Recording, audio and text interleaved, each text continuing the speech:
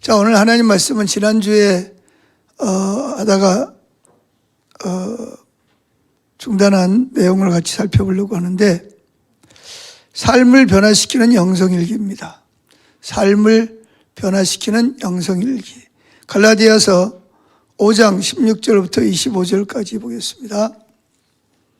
성경은 갈라디아서 5장 16절 다 같이 읽을까요? 내가 이르노니 너희는 성령을 따라 행하라. 그리하면 육체의 욕심을 이루지 아니하리라. 육체의 소욕은 성령을 거스리고 성령은 육체를 거스리나니 이 둘이 서로 대적하므로 너희가 원하는 것을 하지 못하게 하려 함이니라. 너희가 만일 성령의 인도하시는 바가 되면 율법 아래 있지 아니하리라. 육체의 일은 분명하니 곧 음행과 더러운 것과 호색과 우상숭배와 주술과 원수 맺는 것과 분쟁과 시기와 분냄과 당짓는 것과 분열함과 이단과 투기와 술 취함과 방탕함과 또 그와 같은 것들이라. 전에 너희에게 경계한 것 같이 경계하노니 이런 일을 하는 자들은 하나님의 나라를 유업으로 받지 못할 것이요 오직 성령의 열매는 사랑과 희락과 화평과 오래 참음과 자비와 양선과 충성과 온유와 절제니 이 같은 것을 금지할 법이 없느니라. 그리스도 예수의 사람들은 육체와 함께 그 정욕과 탐심을 십자가에 못 박았느니라. 만일 우리가 성령으로 살면 또한 성령으로 행할지니. 예. 사도 바울이 갈라디아 교회에 편지를 보내면서 이제 성령을 따라 행하라. 어떻게 해야 이 갈라디아 교회가 율법주의에 빠진 교회거든요. 처음에는 바울의 복음을 받아들여서 예수 그리스도를 믿음으로 의롭다함을 받는다라고 믿었고 그랬는데, 이제 그 예루살렘에서 온 율법주의 그 거짓 선지자들이 갈라디아 교회에 와서 예수도 믿어야 되지만 예수만 믿어가지고는 안 된다. 뭘 해야 되냐? 율법도 지켜야 된다. 그러면서 한마디로 말하면 그런 그 율법주의 사고를 갈라디아 교회에다가 뿌려놓았습니다. 그러니까 더군다나 이 예루살렘에서 왔다 그러니까 이게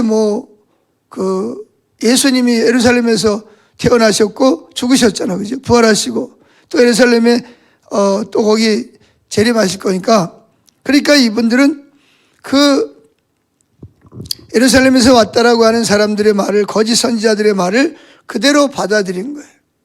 그래가지고 이 교회가 혼란에 빠졌어요. 율법주의에 넘어가 버린 거죠.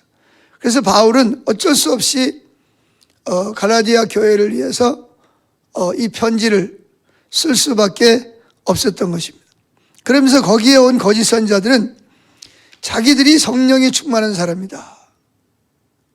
그러면서 바울은 오히려 거짓 선지자다. 그래서 바울을 정말 하나님의 사도로 인정을 하고 믿고 따르던 많은 사람들이 이제는 바울에 대해서 안 좋은 선입견을 가지고 반감을 가지고 있는 거예요. 초창기에는 사도 바울을 위해서, 사도 바울이 눈이 안 좋거든요.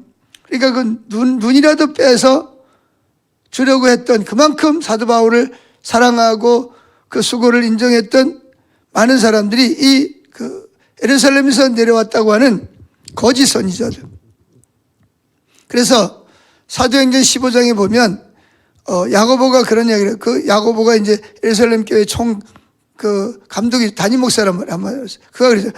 우리가 보내지도 않았는데 우리가 보냈다고 하면서 이방인들에게 가가지고, 바울을 통해서 세운 이방인 교회에 가가지고 율법주의를 뿌렸다, 그런 이야기를 하고 있습니다. 그러니까 예루살렘 교회가 가라고 말도 안 했는데 자기들이 그냥 간 거야. 자기들이 가가지고 바울은 잘못됐다.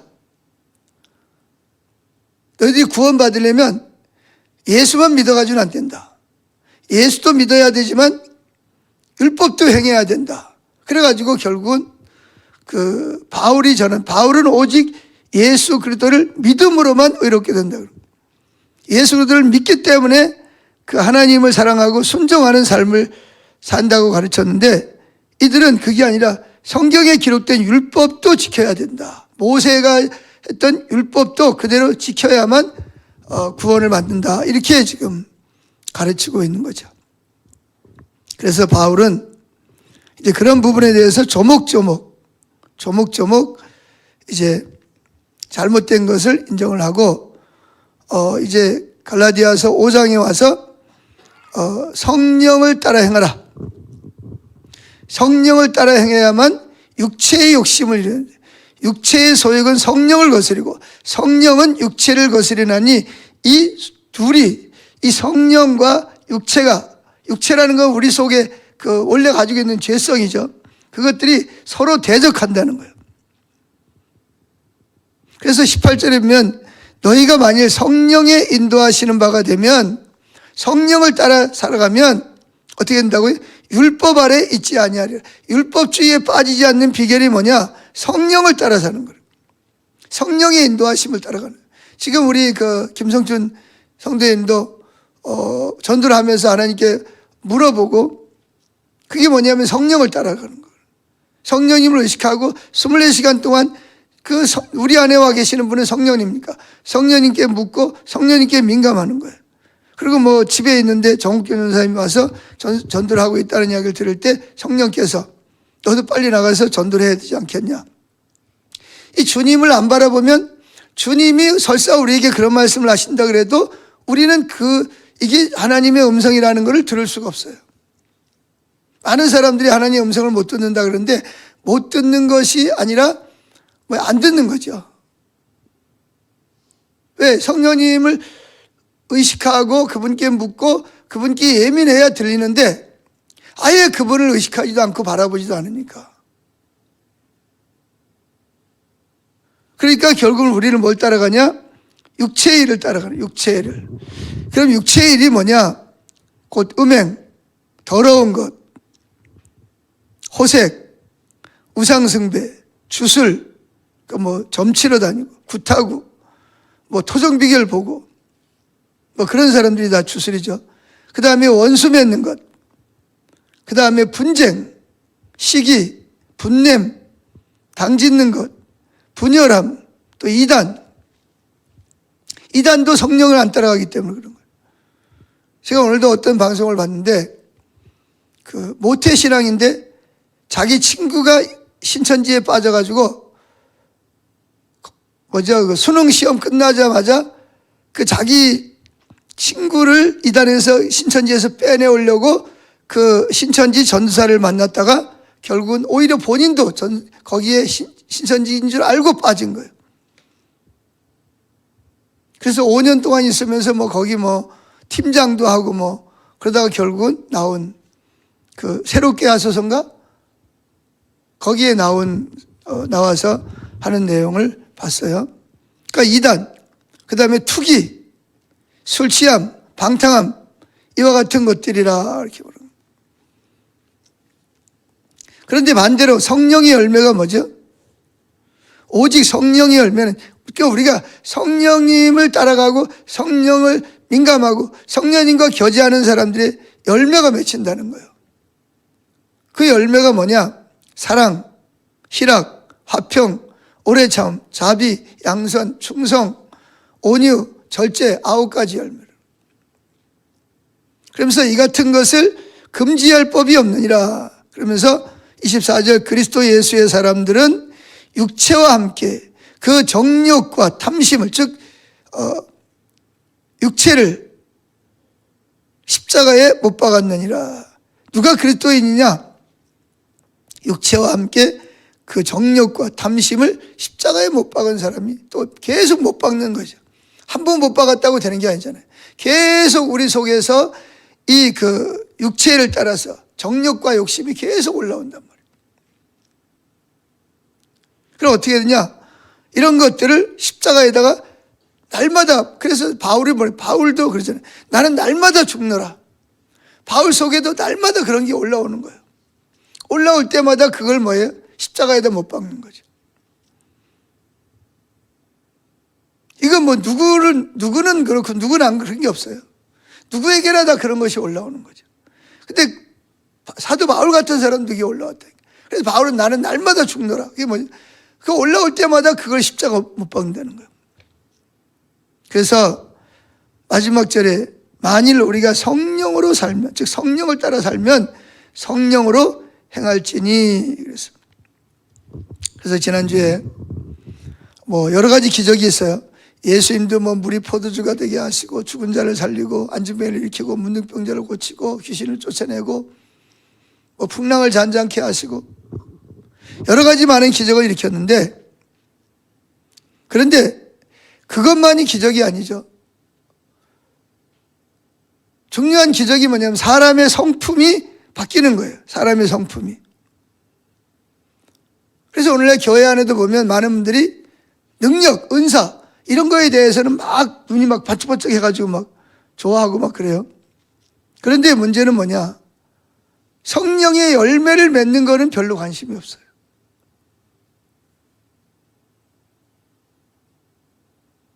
그래서 마태복음 7장 22절에 보면 예수님께서 산상수훈에서 그런 말씀을 하시죠.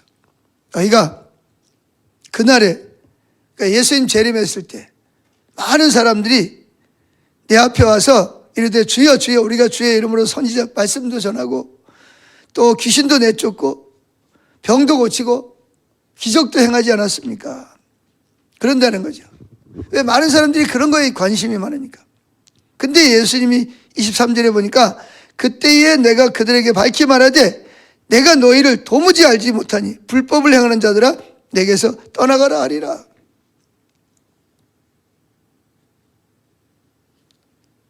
예수님 뭐라죠? 내가 너희를 도무지 알지 못한다.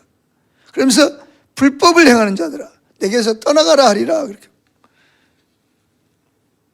그게 뭐냐면 우리가 진짜 관심을 가지고 물론 그런 것도 필요 없다는 게 아니에요. 그런 게 필요해요. 그거는 사역을 위해서 필요한 거예요. 그러나 그 사역을 위해서도 중요하지만 중요한 것은 우리 자신이 성령을 따라 사는 삶을 사는 거예요. 내 속에 그런 것이 올라올 때마다 그걸 십자가에다 못 박는 거죠. 십자가에도 못 박고 또 주님을 바라보고 주님을 의식하고 주님께 묻고. 그래서 그런 삶을 살려면 우리에게 제일 중요한 것이 뭐냐? 24시간 동안 주님을 바라보는 삶을 살아야 돼요. 주님을 의식하고 주님 어떻게 하기를 원하세요? 제가 뭐 할까요? 말씀하세요. 제가 순종하겠습니다. 그것도 주님을 잊어버리고 또 다른 데 빠졌으면 빨리 돌아오는 거죠. 주님 제가 또 다른 데 했네요. 주님 바라봐야 되는데 못했습니다. 그렇게 하는 거죠. 자, 요한복음 15장 5절을 보겠습니다. 어떻게 열매를 맺느냐? 요한복음 15장 5절 시작. 나는 포도나무여 너희는 가지라. 그가 내 안에 내가 그 안에 거하면 사람이 열매를 많이 맺나니 나를 떠나서는 너희가 아무것도 할 수 없음이라. 사람이 내 안에 거하지 아니하면 가지처럼 밖에 버려져 마르나니 사람들이 그것을 모아다가 불에 던져 사르느니라. 너희가 내 안에 거하고 내 말이 너희 안에 거하면 무엇이든지 원하는 대로 구하라. 그리하면 이르리라. 자, 두 가지. 열매를 많이 맺는 방법이 뭐라고요? 주님 안에 거하는 거예요. 반대로 나를 떠나서는 24시간 주님을 바라보고 주님을 의식하지 않고는 열매를 맺을 수 없다는 거예요. 그래서 우리가 24시간 주님을 바라보는지 안 바라보는지 어떻게 하냐? 그걸 위해서 영성일기를 쓰라는 거예요. 영성일기를.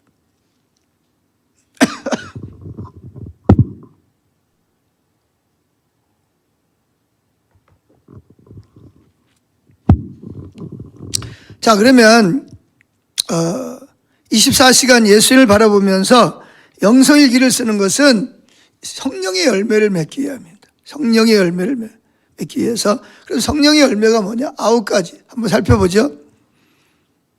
첫째, 성령의 열매 첫째가 뭐죠? 사랑입니다. 사랑.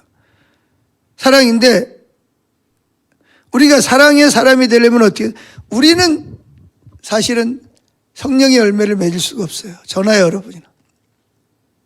한마디로 말하면 하나님이 원하는 사랑을 할 수가 없다는 거예요. 그럼 하나님이 원하는 사랑을 하려면 어떻게 해야 되냐? 성령님이, 내가 성령님 안에 거하고 성령님이 내 안에 거해야 돼요. 그러지 않으면 사랑하는 척은 할 수 있어요. 나한테 잘해주는 사람한테 잘해줄 수는 있겠죠. 그래, 나하고 전혀 상관없는 사람,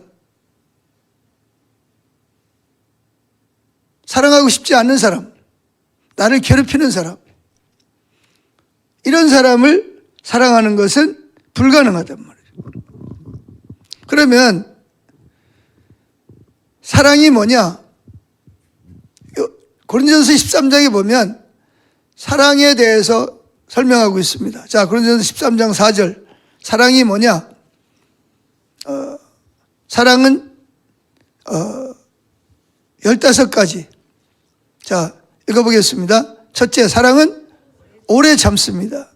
두 번째, 사랑은 온유합니다. 시기하지 아니하며, 사랑은 자랑하지 아니하며, 교만하지 아니하며, 무례히 행하지 아니하며, 자기의 유익을 구하지 아니하며, 성내지 아니하며, 악한 것을 생각하지 아니하며, 불의를 기뻐하지 아니하며, 진리와 함께 기뻐하고, 모든 것을 참으며, 모든 것을 믿으며, 모든 것을 바라며, 모든 것을 견디느니라. 사랑은 언제까지나 떨어지지 아니하되 예언도 폐하고 방언도 고치고 지식도 폐하리라.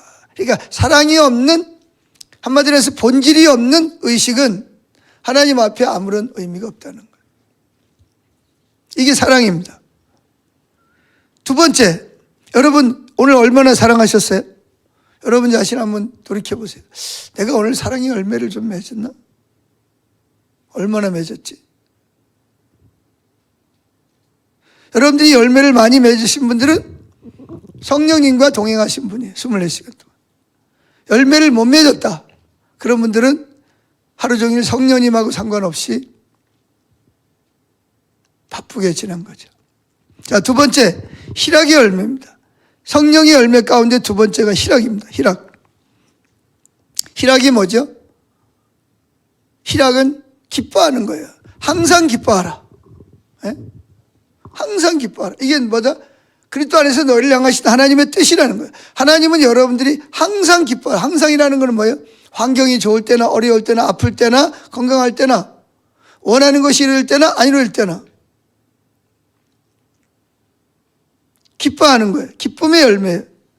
그래서 다윗은 항상 하나님을 의식하고 살았기 때문에 그의 마음이 늘 기쁨으로 충만했다라고 스스로 시편 16편에서 고백을 하고 있습니다. 자, 시편 16편 8절. 다윗은 하루 종일 성령의 열매를 맺었는데 어떤 열매를 맺었냐? 읽어보겠습니다. 내가 여호와를 항상 내 앞에 모시고, 이보세요. 24시간 동안 주님을 바라보기로 작정하고 그것이 목적이 되는 삶을 사는 거예요. 내가 여호와를 항상 내 앞에 모시며 그가 나의 오른쪽에 계심으로 내가 흔들리지 아니하리로다. 이러므로 중요한 게 나의 마음이 기쁘다는 거예요. 내 마음이 기뻐요. 어떻게 기쁜다고요? 24시간 동안 주님을 바라보니까 기쁜 거예요. 두 번째, 나의 영도 즐거워하며, 세 번째, 내 육체도 안전히 살리니, 그런 거예요. 이걸 다른 말로 말하면 생명이 넘치는 거예요. 하나님이 생명이잖아요. 그분을 바라볼 때 그분이 내 삶을 인도하고 내가 어디로 가야 될지, 뭘 해야 될지, 안 되는 문제를 어떻게 해결하기를 원하시는지, 그분이 내 안에서 역사를 하시는 거예요. 그래서 희락의 열매는 다윗처럼 하나님을 바라보고, 항상 하나님을 바라보고 모시고 살아가는 거예요. 세 번째, 화평입니다. 화평의 열매. 예수님을 믿는 사람이라면, 바울은 그랬죠. 하나님이 우리에게 뭐예요? 화목하게 하는 직책을 주셨다.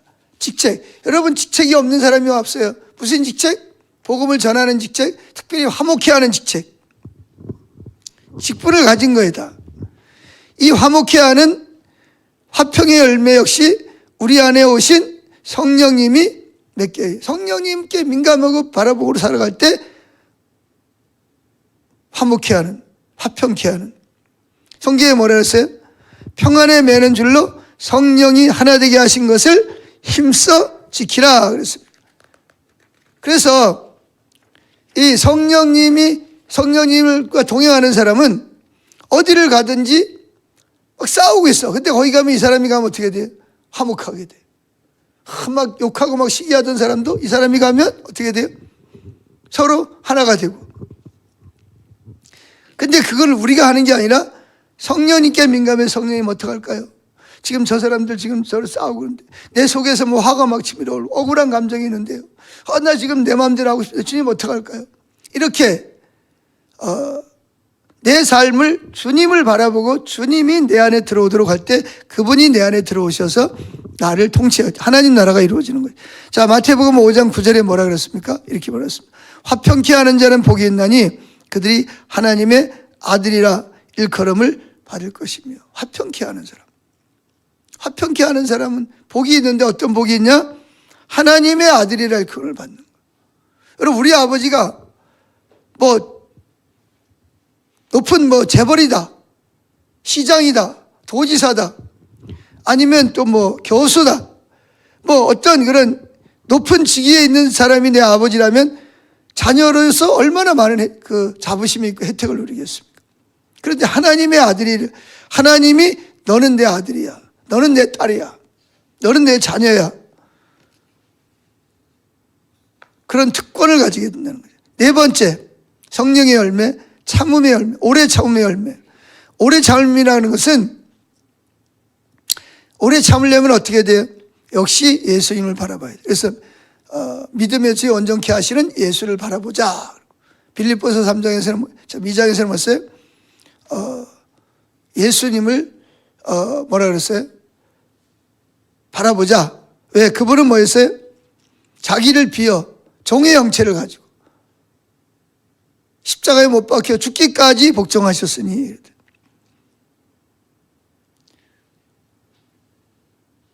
그래서 오래 참으려면 전적으로 예수님을 바라봄으로 인합니다. 저희 어머니가 저에게 제일 많이 한 말이 뭐 같으세요? 제가 하도 펄펄 뛰고 난리를 치니까 참아라, 참아라. 참을 인자 3개면 살인도 면한다. 제가 귀가 따갑도록 들은 말이 참으라는 말이었어요. 그때마다 저희 어머니가 참아라, 참아라. 참을 인자 3개면 살인도 면한다. 제가 그냥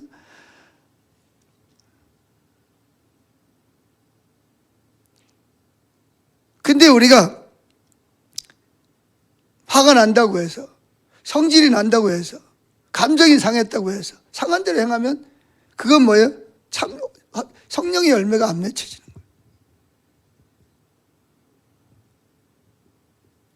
거예요. 성질대로 행동하고 하지 않고 참는 것이 얼마나 어렵습니까? 저는 이렇게 보면 우리 안정현 목사님 안정현 목사님 바라보면서 저 목사님 참 대단하다, 그런 생각할 때가 내가 저 입장이 되면 어떡할까, 그런 생각이 저는 이렇게 고치다가도 빨리 안 되면 그냥 확 집어 던져버리고.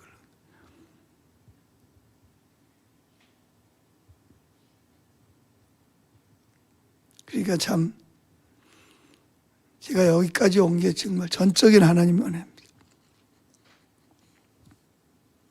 오래 참음의 열매. 하기 싫어도 하는 거죠. 하고 싶어도 주님 때문에 안 하는 거예요. 화가 나도 그냥 속에서 불글 끓어오르죠. 그래도 누구 때문에? 주님 때문에. 근데 내가 참으려면 너무 힘들어.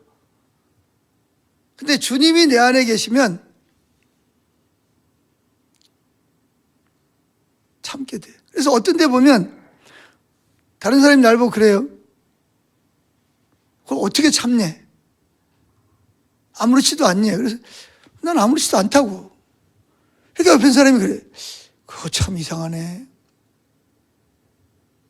제가 전에 있던 그 청년 때 이제 광산에 가가지고 이제 교회를 지었잖아요.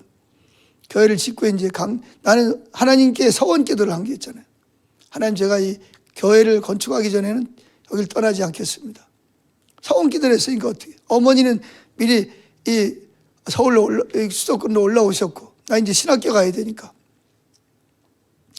나는 이제 못 올라오는 거예요. 왜? 교회가 건축이 끝나야 가니까. 그래서 교회 건축을 뭘 생각하냐. 강대상이 놓여지면 강대상이 마무리가 되는 날 나는 서울로 간다. 혼자 속으로 그런 거예요.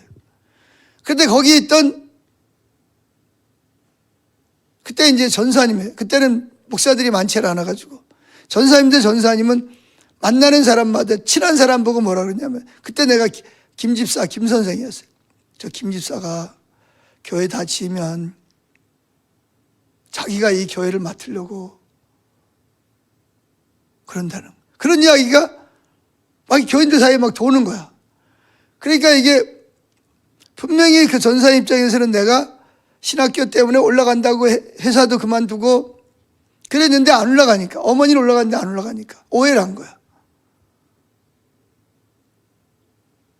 그래가지고 그 전사님 딸하고 이렇게 이렇게 연애하고 있는 그 남자 분이 날 보고 어느 날, 김 지사님 오늘 저 콜라 한잔 합시다. 그래 막 뭐 교회 짓다 말고 막 먼지 투성이가 되고 막 그래가지고 그러자고. 그리고 이제 뭐 씻지도 않고, 그리고 이제 오늘날로 말하면 슈퍼에 들어가서 앉아가지고 이렇게 이제 콜라를 한 잔 사주면서, 아니 김 집사님은 바보요? 아니면 알면서 그러는 거요? 그래서 그 뭔 얘기냐 그랬더니, 진짜 모르냐 그래서 무슨 얘기인지 난 잘 모르겠다고 이야기를 해보라 했더니 그러는 거예요. 진짜 모르냐, 잘 모른다고 그랬더니, 지금 전사님이 김 집사가 교회가 다 건축이 되면 김 집사가 여기 교회를 맡아가지고 하려고 안 올라가고 있다는 거예요. 왜? 내가 헌금도 어떻게든 내가 제일 많이 하고 수고도 내가 제일 많이 했으니까 그분 입장에서는 충분히 그렇게 생각할 수 있는 거예요. 내가 그 이야기를 나는 이 강대상 끝나면 올라갑니다, 그 이야기를 했으면 전사님한테 죄를 안 짓게 하는데 그 이야기를 안 한 거예요. 나 혼자 서원 기도도 나 혼자 했고, 그리고 끝나는 날도 강대상이 마무리되면 나는 그날로 올라간다. 혼자 속으로 누구한테도 이야기를 안 하니까 전사님 입장에서 그걸 오해한 거야. 그분은 그랬겠죠. 저놈이 언제 올라가나. 그런데 안 올라가고 있는 거예요. 교회는 다 지어져 가는데. 그러니까 그러면서 날 보고 그러는 거였어. 그래? 근데 그때는 또 이게 화가 안 나는 거야. 성령이 역사라니까. 그냥 속으로 전사님 입장에서는 그럴 수 있겠네. 그랬더니 날 보고 그 집사님이 뭐래요? 김 집사님, 바보요? 아니면 속이 없는 거요? 내가 그 이야기 했는데도 아무렇지도 않아요? 아니, 그 전사님 입장에서는 내가 구체적인 이야기를 안 하니까 그분 입장에서는 속상하고 힘들 수도 있지 그랬더니 본인이 화가 나가지고 콜라 따라들 말고 탁 놓고 나가버리는 거예요. 난 전혀 화가 안 나는 거야. 왜 그랬을까요, 그때? 내 육적인 사람 같으면 그래? 그래가지고 전사님한테 따지러 갔겠죠. 근데 성령님께 민감하니까 그분이 이해가 되는 거예요. 야, 그래, 전사님이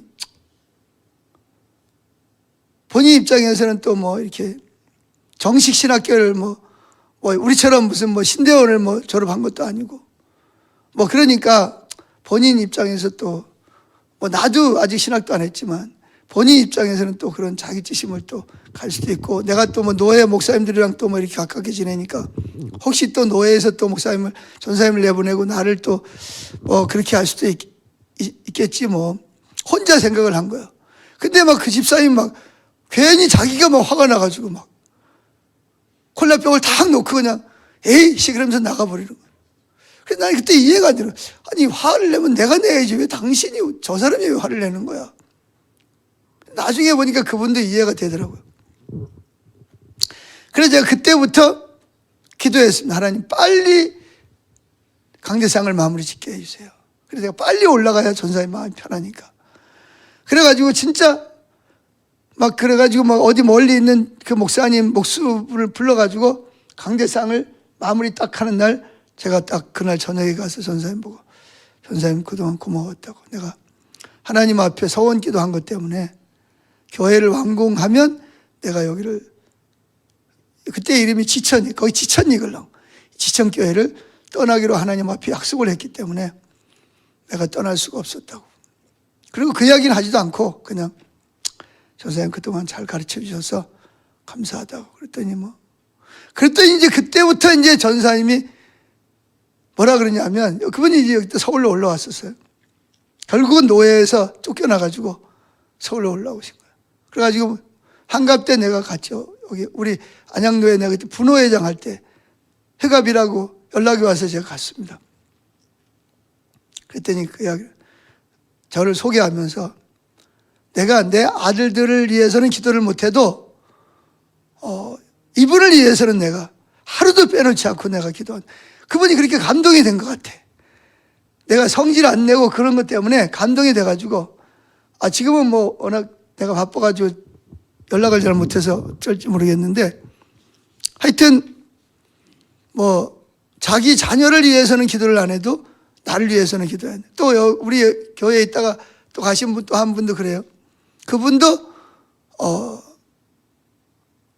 나를 위해서 하루도 빼놓지 않고 기도해 주신다고 그래요. 얼마나 감사한지 모르겠어요. 그게 뭐냐, 내가 그때 참은 거는요, 내가 나중에 생각해봐도 그게 내 모습이 아니야. 원래 내 모습. 나는 그런 사람이 절대로 아니걸로. 나는 뭐 하다가도 안 되면 막 그냥 막 뭐 집어 던지고 막 그러는 사람인데, 그게 왜 그랬냐, 성령님이 열매가 맺히는 거야. 그러니까 오히려 그 집사님이 화가 나가지고 콜라병 탁 놓고 나갈 만큼 본인은 막 열받아가지고 막 화가 나는데, 그럼 내가 막 쫓아갈 줄 아는 거야. 막 전사님 쫓아가가지고 막 따질 줄 알았는데, 뭐 전사님 입장에서 그럴 수도 있겠네요. 뭐 그러니까 막 오히려 화가 나가지고 막 나간 거예요. 그게 왜 그러냐, 성령님이 내 안에서 하나님 나라를 이루시는 거죠. 그 전사님을 이해하게 하고, 그래 얼마나 속상하겠냐.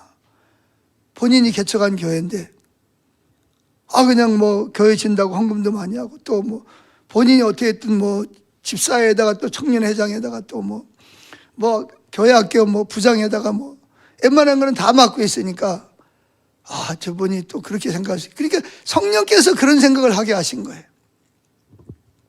자, 다섯 번째, 자비의 열매입니다. 자비의 열매. 여러분, 저와 여러분은 자비로 구원을 받았습니다. 우리의 자격이나 공로 때문이 아니에요. 이스라엘 백성들이 애굽에서 구원받을 때 자기들이 한 게 뭐가 있어요? 전적인 하나님이 긍휼과 자비 때문이 아니에요. 저와 여러분도 마찬가지예요. 하나님, 우리가 하나님 나 택해 주세요, 선택해 주세요 그랬나요? 하나님이 저와 여러분을 선택하신 거예요. 사랑하기로 작정하시고 구원하신 거예요. 이게 다 하나님 은혜잖아요. 이게 자비의 열매예요.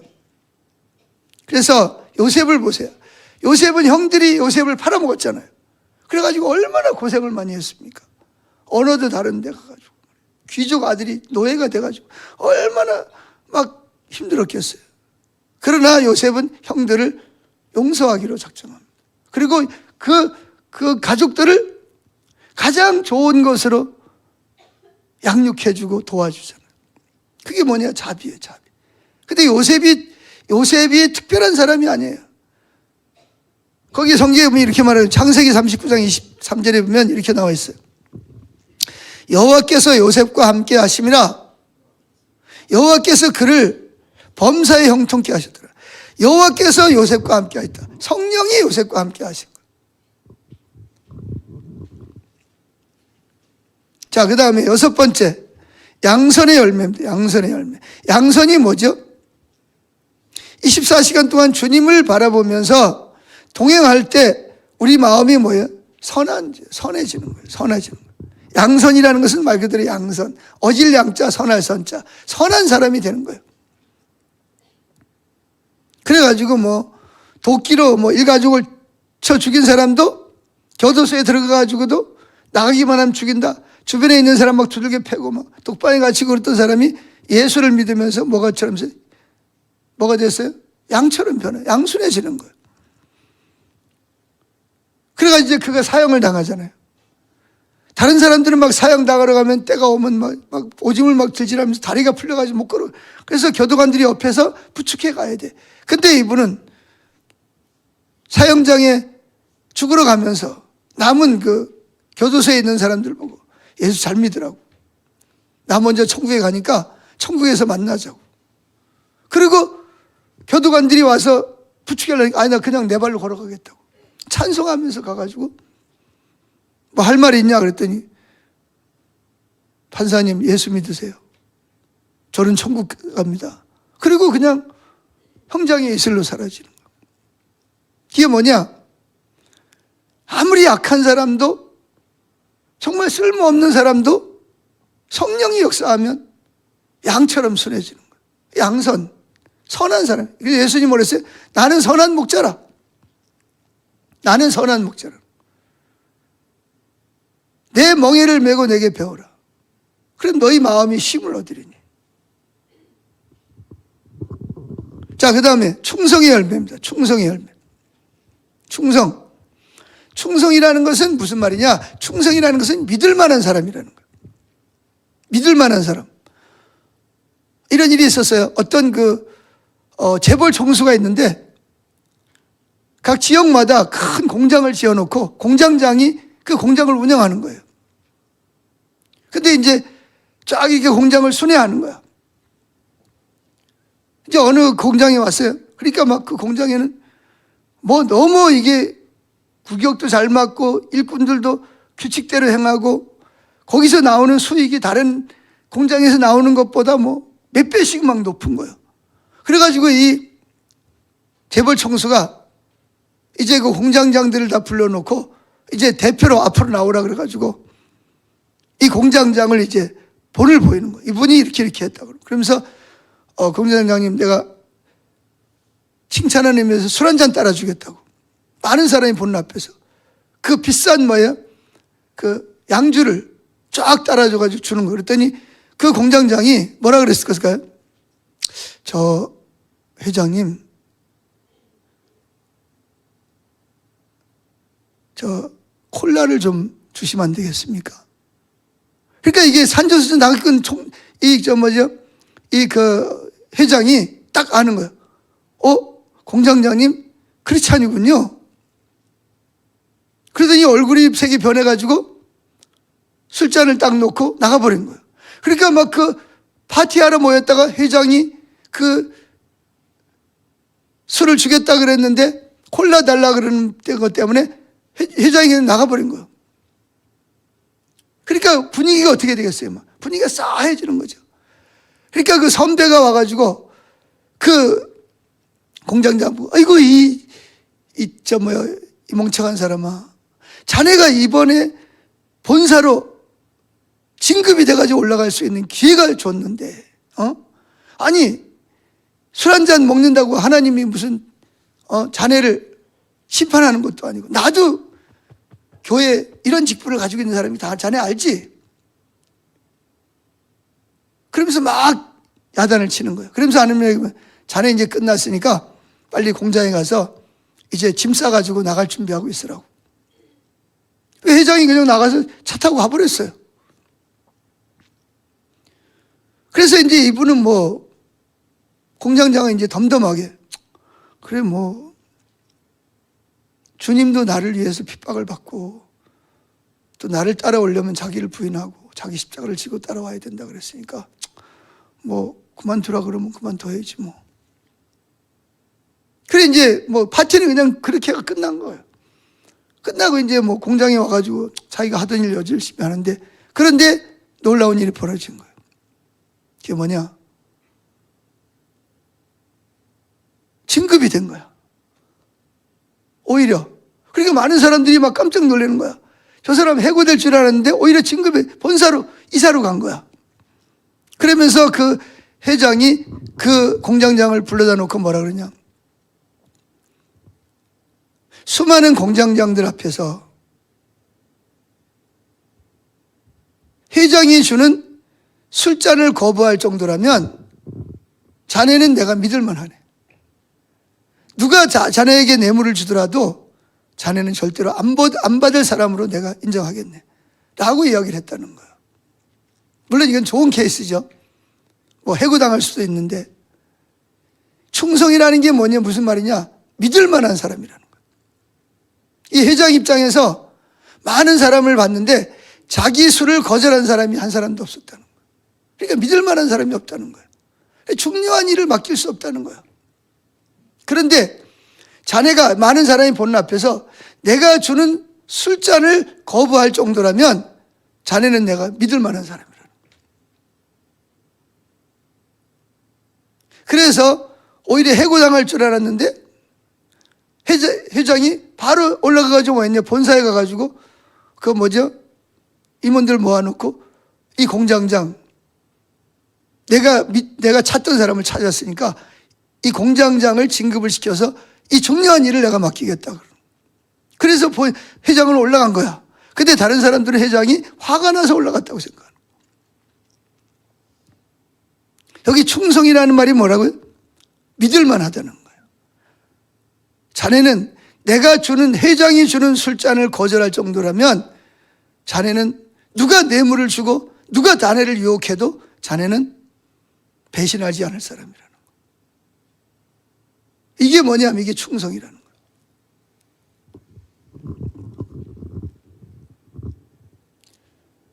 베드로도 처음에는 예수를 모른다고 3번 부인했죠. 그러나 그가 나중에 성령을 받고 24시간 동안 성령의 충만을 받아 살아갈 때 나중에 어떻게 죽었습니까?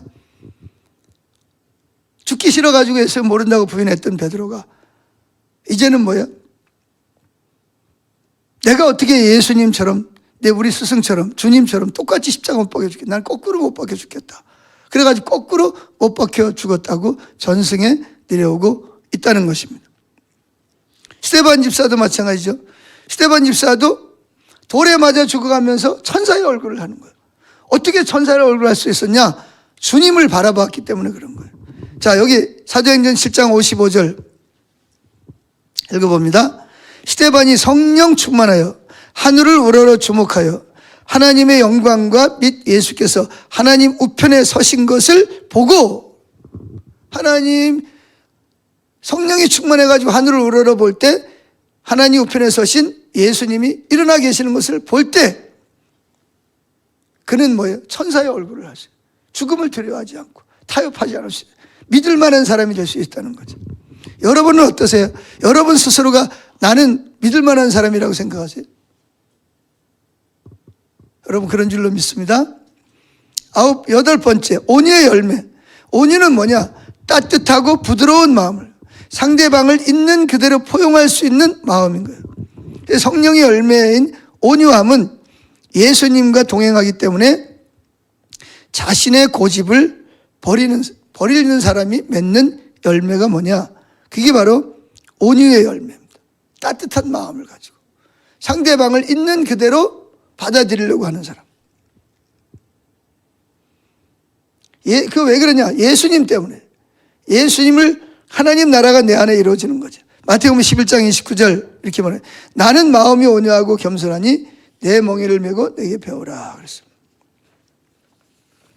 자, 이렇게 예수님을 마음에 영접하면 성령님께서 우리 안에 임하셔서 굳은 마음을 제거하시고 부드러운 마음을 주시게 되는 거예요. 그래서 에스겔서 36장 26절에 보면 이런 말씀이 있습니다. 또 새 영을 너희 속에 두고 새 마음을 너희에게 주되 너희 육신에서 굳은 마음을 제거하고 부드러운 마음을 줄 것이며 또 내 영을 너희 속에 두어 너희로 내 율례를 행하게 하리니 너희가 내 규례를 지켜 행할지라. 내가 어떻게 하나님의 규례를 지킨다고요? 성령이 내 안에 들어오시면 그런 것이 자연스럽게 이루어진다는 거예요. 마지막 9번째, 절제 열매입니다. 절제라는 게 뭐죠? 하나님이 주신 권리를, 특권을 하나님 뜻에 맞게 포기하고 조절하는 걸 말하는 거예요. 절제가 뭐죠? 더 이상 내가 하고 싶은 대로 하지 않는 걸 절제라 그러는 거예요. 사람은요, 누구나가 자기 하고 싶은 대로 하고요.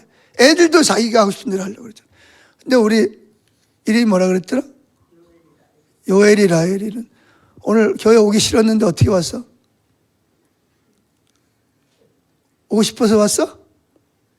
어?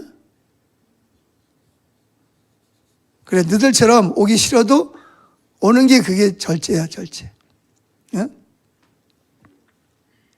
더 이상 내 마음대로 살지 않게 되었다는 거죠. 내가 하고 싶은 대로 하지 않는 거예요. 내 마음에 오신 예수님이 왕이 되시기 때문에 더 이상 내가 왕이 아니야. 예수님이 왕이니까 예수님이 원하시는 대로 하는 거예요. 고린도전서 9장 12절에 보면 이렇게 말하죠. 바울이 쉬운 성경으로 말하면 다른 사람들이 여러분에게 이런 것을 요구하는 권리를 가졌다면 우리는 그런 권리가 더 있지 않겠습니까? 그러나 우리는 이 권리를 행사하지 않았습니다. 오히려 우리는 그리스도의 복음에 방해가 되지 않게 하기 위해서 모든 것을 참았습니다. 하고 싶은 대로 하지 않았대. 권리가 있어도 권리를 내려놨다. 복음을 위해서. 그러니까 주님이 원하면 권리를 행사하지만 주님이 원하지 않으면 내가 당연한 권리도 포기하는, 자기 마음대로 하지 않는 걸 뭐라 그러냐? 절제라 그러는 거예요. 절제 열매. 절제 열매도 언제 맺히냐? 주님을 바라볼 때, 주님과 동행할 때. 그래서 영성일기를 쓰는 거야. 자, 그런데 이 9가지 열매는 어떤 경우에는 너무 작아. 아주 미미해. 그래서 심지어는 부부지간에도 아내나 남편이 알아채지 못할 수도 있어요. 그러나 자기 자신이 주님을 바라보는 사람은 내가 그래도 조금씩 자기가 달라지고 있다는 것을 발견하게 되는 거예요. 자기가 깨닫는 거예요.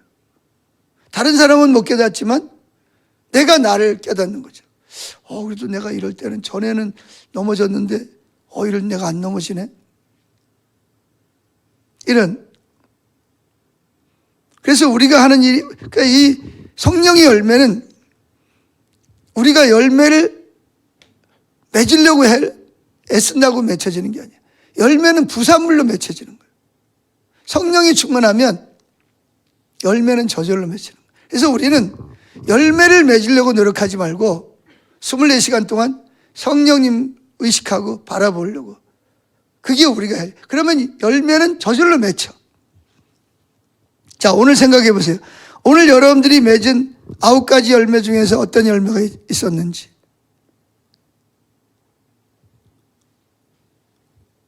다른 사람은 그러니까 내가 성령의 열매를 맺었는지 안 맺었는지도 몰라. 영성일기를 안 쓰는 사람은.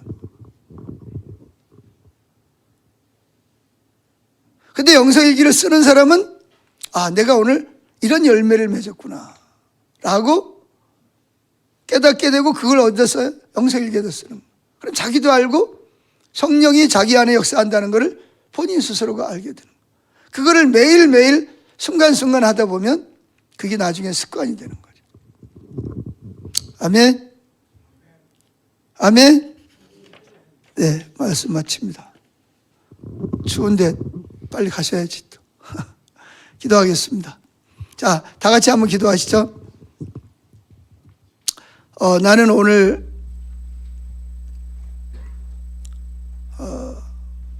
주님 안에서 성령의 열매를 성령님과 동행하기 위해서 성령을 의식하고 성령의 열매를 맺으려고 노력한 게 아니라 성령 충만하려고 했는데 내 삶에서 나도 모르게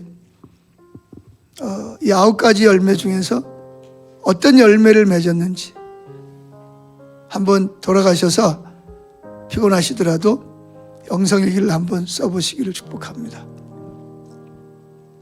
성례에 환영합니다. 오늘 이렇게 또 칼바람이 부는 이 수요일 밤에 또 이곳에 모여서 함께 하나님을 찬양하고 경배하게 하시고 또 말씀을 통해서 또 성령의 열매에 대해서 살펴볼 수 있도록 은혜 주셔서 감사합니다.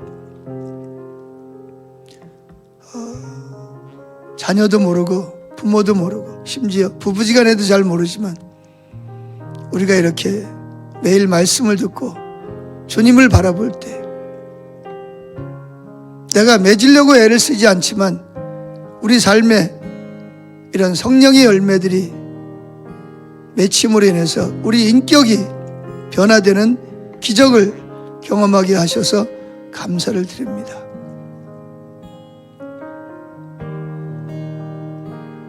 나를 떠나서는 너희가 아무것도 할 수 없느니라 했습니다. 우리가 할 일은 포도나무 가지로서 포도나무이신 주님께 붙어 있는 것입니다. 감사합니다. 하나님, 돌아가는 발걸음도 추위에 또 실족하지 않도록 또 몸이 또 굳어지지 않도록 하나님 지켜주시고 또 집안도 따뜻하게 평안한 보금자리를 허락하여 주시고 또 교회의 여러 가지 모든 기계와 보일러와 또 수도와 이 모든 것들도 주님 안전하게 지켜주시옵소서. 사랑합니다. 예수님의 이름으로 감사하며 기도드렸습니다.